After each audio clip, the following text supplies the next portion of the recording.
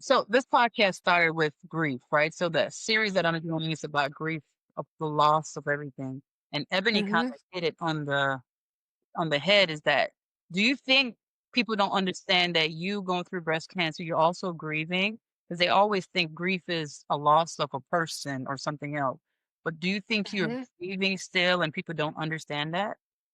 I think that people people see what they see, but until you're in this situation, you don't fully understand. Like, Yes. cancer takes so much from you. You can be the most positive person, you can be the most spiritual, religious person, but when it's all said and done, like, just the things that you go through, that you experience, the things you experience in silence, Mhm. it just takes away so much. So you do grieve. I mean, for me, I feel like I grieve the old me a lot because I'm Mm. not the same me. No matter how much, I try to get back to being the old me with the things I do or how I look or whatever. Mhm. I'm just not that person anymore Mhm. because my life has changed. I think the other thing is with cancer, kind of like with Georgette's situation, you're never healed. You're never cured from it. Mhm. You're in remission. There's a possibility it could come back. There's a possibility it could come back multiple times. Ebony kind of hit on it. Um, it leaves so many residual things with your body, with your mind.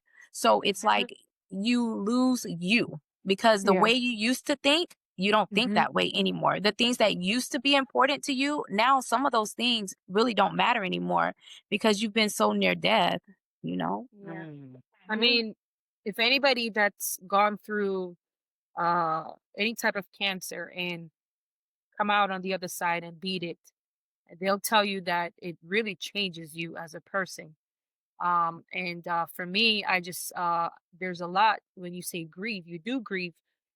You grieve the losing of your hair, your Mm. breasts, right? Mhm. Because for women that have had to do the mastectomy or the lumpectomy, you know, it's part of you being a woman, your femininity, is wrapped Yeah. up in your hair and your breasts. You grieve the Mhm. life that you had before, Yeah. the normalcy. I just kept saying to myself when I was going through the treatment and even now, like I just want some sort of normalcy in my life. Just some sort of normalcy. I think on my second diagnose, it was just like, okay, what are we gonna do? All right, let's go. And I was here one day watching something, and I don't remember what it was, but I literally had a meltdown, Mm. like a meltdown where not like little sobs, like crying from the depth of my stomach all the way where I Mm. just Mhm. bawl and bawl and bawl and bawl. And I felt like I needed that because if I had not cried that day, who knows? But I hadn't allowed myself to. And so I tell a lot of people that allow yourself to feel it.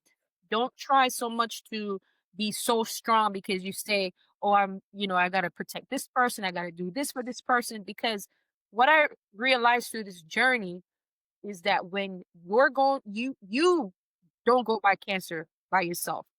Everybody that Mhm. loves you, your family, your friends, So true. they're on the journey with you and they are hurting. You lose control. You don't have Mhm. normalcy in your life. And now you feel like everyone else's life is on hold just for you. And when you're strong and used to being very independent, it's a really, really hard thing. So it's very humbling. And so after I had my mastectomy, I wouldn't even look in the mirror because where my shower is, there's a mirror. I would turn the lights off. I would have it dark in the entire room. And then after that, I wouldn't let him look. Mentally, I had gone through everything and I felt strong and tough, although I was truly struggling emotionally and just hadn't realized it at the time.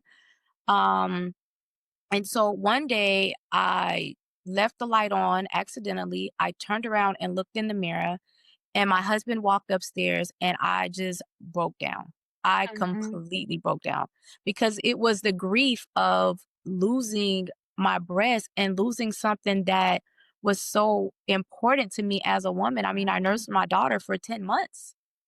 Mm. So, it just I couldn't hold it in anymore no matter how much I tried to be strong, and I cried and I cried and I cried Think over. grief a lot of people associate grief with just, like, death of, like, a human, and that's, like, the saddest you could be in life, but I think when you go through the journey, we grieve different things at, like, different times, you know, whether it be and I know, like, a lot of people say, "Oh, it's vain to worry about, like, how you look, your weight, your hair," but when you're in it and, you know, your family, they love you and they say, "I understand, I feel bad for you," but unless unless you're in those shoes and you're really going through it, you really don't understand, like, Yeah, you can cut your hair all you want, but when you lose it and you have no control over it, when your nails are falling off and turning black and you have yeah, no control over it, when you're gaining unnecessary weight, when you're used to being this very petite, put together person, you know, you grieve your old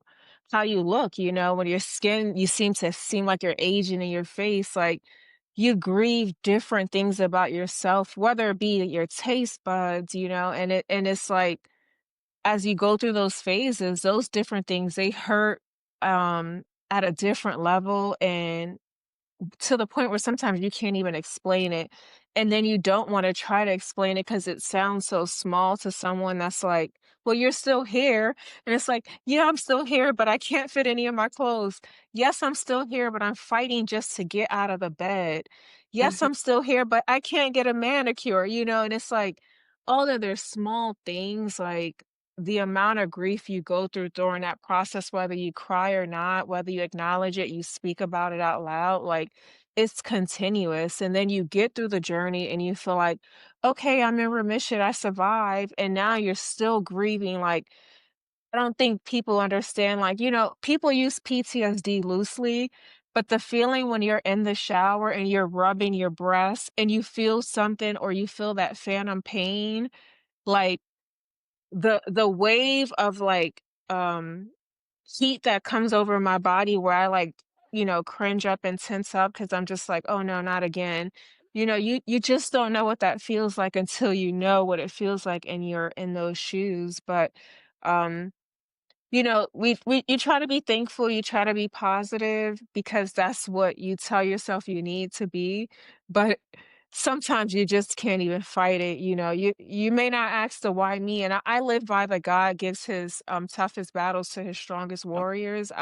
I feel that anybody that goes through that is a warrior, but it really does test your ability to stay strong, stay positive, not only for yourself and your faith, for everybody around you, because I was never a crier. It took a lot for me to cry. I was the strong friend, the friend that everybody calls, everybody leans on for everything, very much, you know, put together.